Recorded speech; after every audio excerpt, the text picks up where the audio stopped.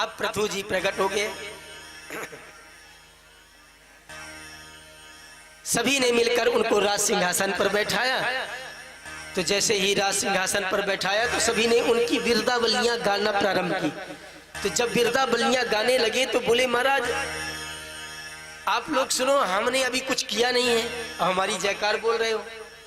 अरे राजा वो है जो कुछ करके दिखाए, तब तो आप कुछ जयकार बोलो।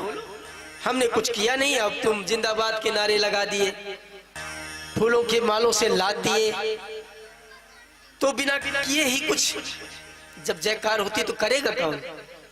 तो महाराज करते क्यों नहीं, कुछ करो। क्या करें? बोले इस पृथ्वी में कुछ अन्न उत्पन्न नहीं हो रहा है।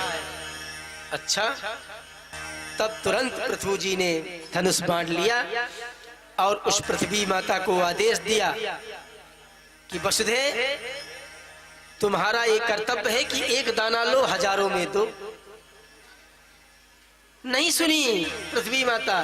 तब तुरंत मारने के लिए उद्यत हो गए पृथु जी कि मैं तुम्हारा अस्तित्व ही पृथ्वी से खंड खंड कर दूंगा।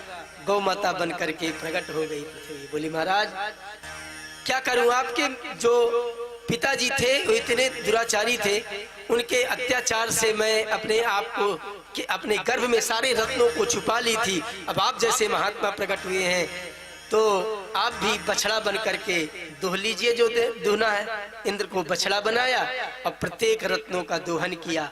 खेती की व्यवस्था कैसे की? जगह जगह पर्वत थे, उनको अपने बाणों से उठा करके उत्तराखंड में एक तरफ रख दिया।